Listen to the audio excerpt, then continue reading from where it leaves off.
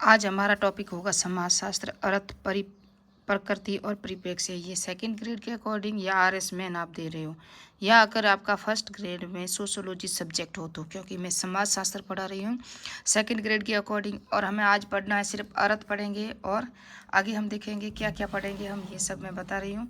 समाजशास्त्र की विकास की अवस्था जो प्रथम अवस्था, उसके बाद हम पढ़ेंगे सेकंड अवस्था, उसके बाद इसकी तीसरी जो वास्तविक अवस्था है, बाद समाजशास्त्र का जो भारत में विकास हुआ था, क्योंकि ये MCQ आ चुका है परीक्षा में, हमने देखा हुआ है।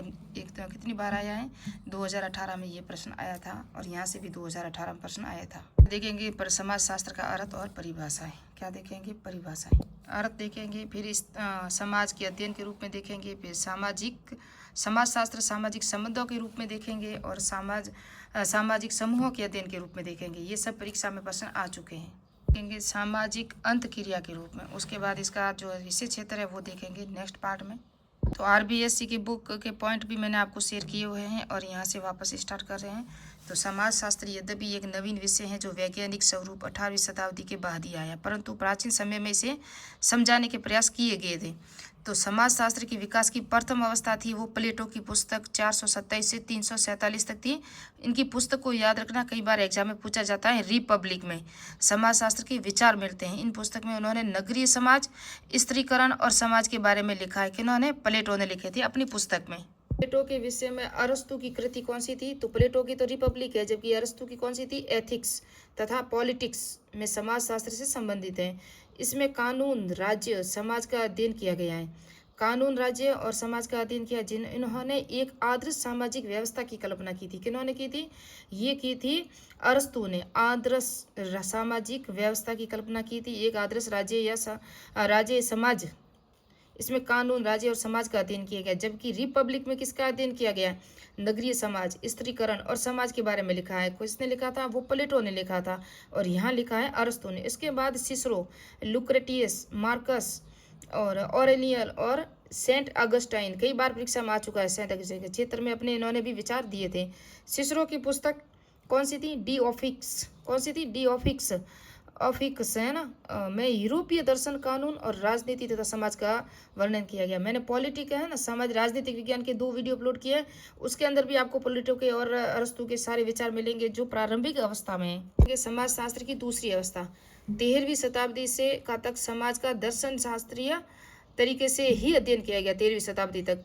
परंतु धीरे धीरे सामाजिक घटनाओं को तार्किक और वैज्ञानिक आधार पर समझाने का प्रयास किया।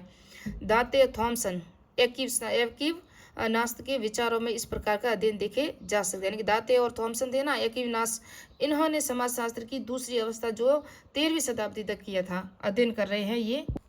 सामाजिक जीवन सरल से जटिल हुआ। मनुष्य को एक सामाजिक प्राणी माना गया। सामाजिक घटनाएं भी जटिल हुई।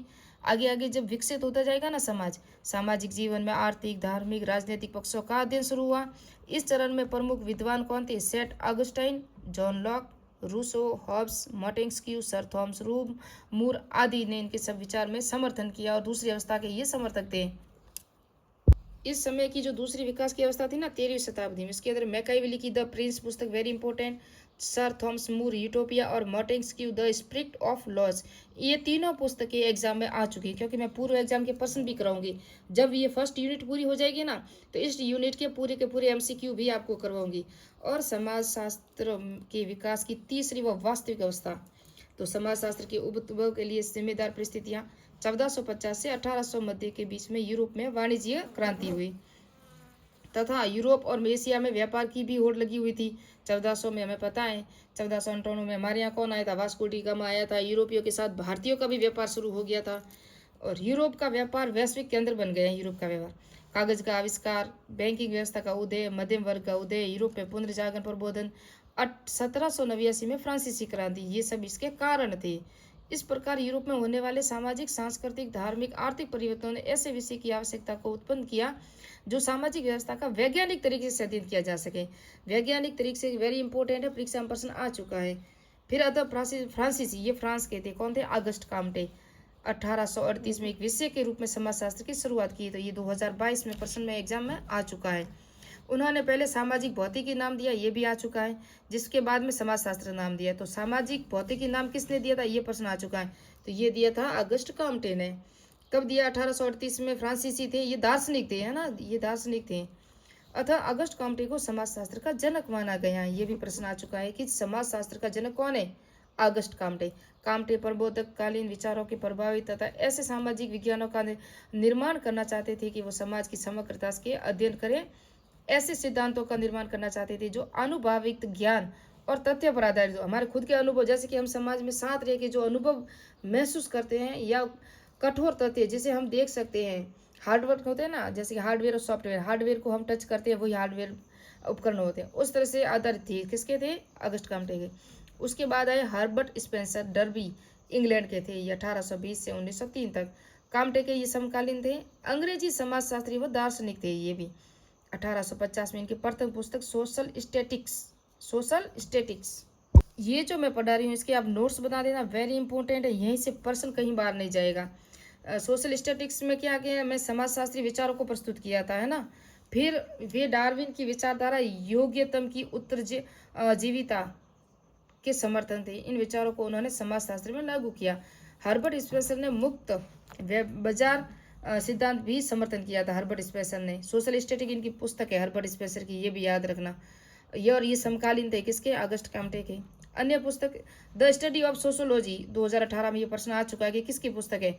The study of sociology, principle of sociology, ये दोनों पुस्तकें इन्हीं की हैं और ये परीक्षा में आ चुका है। उन्होंने समाज को मानव शरीर के समान माना तथा बताया। मानव शरीर के रूप में इन्होंने अपनी क्या की थी? चर्चा की थी। शरीर को मान के, यानी कि मानव शरीर का है ना, उनको समाज मान के उन पर विचार किया, चर्चा की और समझाने का प्रयास किया था। जीवों के समान सामाजिक घटना वस्तु भी सरल से जटिल और समरूप से विषम रूप की ओर विकसित होती है। इमाइल दुर्खिम का भी आ चुका है परीक्षा में प्रश्न। अगस्ट काम्टे के विचारों से विचार थे ना, उनको दुर्खिम ने आगे बढ़ाया था 1858 से 1947 तक। ये भी फ्रांस के थे। और अगस्ट काम्टे भी कहाँ के थे? फ्रांस के थे।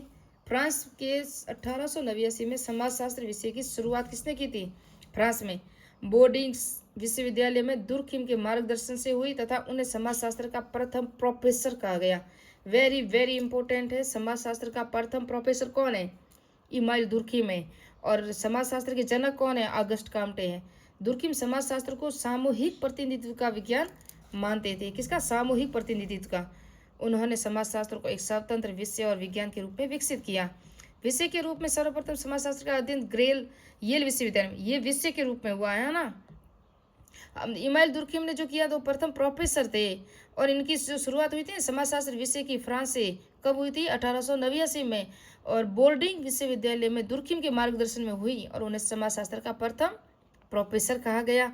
और यहाँ पर हम देखेंगे समाजशास्त्र की विषय के रूप में जो शुरुआत हुई थी वो हुई थी येल विश्वविद्यालय अमेरिका में हुई थी। कहाँ हुई थी? अमेरिका से, सन 1876 में। द लेस्टर वर्ल्ड और अमेरिकी समाजशास्त्री का जनक माना जाता है। तो अमेरिकी समाजशास्त्र का जनक है ये लेस्टर वर्ल्ड है, ये भी याद रखना। समाजशास्त्र के प्रथम प्रोफेसर इमाइल दुर्खिम, समाजशास्त्र के जनक अगस्ट काम्टे। समाजशास्त्र के प्रथम प्रोफेसर ये भी बता दिया। समाजशास्त्र का अमेरिका में जो जनक थे वो थे प्रोफेसर लेस्टर वर्ल्ड थे। और इनकी जो शुरुआत विषय के रूप में हुई थी वो येल विश्वविद्यालय अमेरिका में हुई। और ये इसकी जो शुरुआत हुई थी विषय के रूप में, देखो समाजशास्त्र विषय की शुरुआत बोर्डिंग स्कूल विश्वविद्यालय मार्गदर्शन में हुई। और उन्हें प्रोफेसर का प्रथम क्या माना? प्रोफेसर, समाजशास्त्र का प्रथम प्रोफेसर भी माना इमाइल दुर्खिम को। लेकिन 1876 में अमेरिका से, यानी कि वास्तविक रूप से शुरुआत हुई थी इसका अध्ययन, समाजशास्त्र का अध्ययन हुआ था, विषय के रूप में अध्ययन शुरू हुआ। जबकि विषय की शुरुआत हो गई थी बोर्डिंग विश्वविद्यालय से, लेकिन पढ़ाना शुरू हुआ। और इंग्लैंड में समाजशास्त्र की शुरुआत जे.एस. मिल ने की थी। किसने की थी? जे.एस. मिल ने, इंग्लैंड में। मिल ने समाजशास्त्र के स्थान पर इथोलॉजी शब्द का प्रयोग किया और इस विषय के दो भिन्न भाषाओं को अवैध संतान कहा। यह भी परीक्षा आ चुका है। दो भिन्न भाषाओं की अवैध संतान किसने कहा था? तो जे.एस. मिल ने कहा था। किसने कहा था? जे.एस. मिल ने कहा था। और ये कहाँ के जनक थे? जे.एस. मिल इंग्लैंड के समाजशास्त्र के जनक थे और समाजशास्त्र के स्थान पर इथोलॉजी शब्द का प्रयोग किया। जिस तरह से अगस्ट काम्टे ने समाजशास्त्र का भौतिकी शास्त्र के रूप में जो भौतिकी कहा था ना, तो वो पहले कहा, उसके बाद समाजशास्त्र का नाम दिया था किसने? अगस्ट काम्टे ने। अब हम पढ़ेंगे भारत में समाजशास्त्र का जो विकास हुआ। भारत में समाजशास्त्रीय विचार दार्शनिक रूप में रामायण व महाभारत, कौटिल्य के अर्थशास्त्र, मनुस्मृति आदि में भी मिलते हैं। इसके विचार किसके? दार्शनिक दर्शन शास्त्र के रूप में मिलते हैं। फ्रांस में समाजशास्त्र के उद्भव की कई साल बाद ही भारत में समाजशास्त्र की शुरुआत हुई। यहाँ प्रारंभिक समाजशास्त्रीय अध्ययन यूरोपीय विद्वानों द्वारा किए गए। भारत में यूरोपीय विद्वानों द्वारा ही किया गया। भारत में समाजशास्त्र की शुरुआत 1914 में मुंबई विश्वविद्यालय में। 1919 में इस विश्वविद्यालय में पैट्रिक गिट्स ने समाजशास्त्र विभाग की शुरुआत की तथा यही विभाग के अध्यक्ष बने। और ये 2018 में प्रश्न आ चुका है कि भारत में समाजशास्त्र का जनक कौन था, तो पैट्रिक गिट्स थे। कहाँ शुरुआत हुई थी? 1914 में मुंबई विश्वविद्यालय में। फिर है ना 1919 में विश्वविद्यालय में ये विभाग की भी अध्यक्ष बने और विभाग की भी शुरुआत हुई। 1924 में जी.एस. घुरिया ने मुंबई विश्वविद्यालय में समाजशास्त्र विभाग का अध्यक्ष बनाया गया।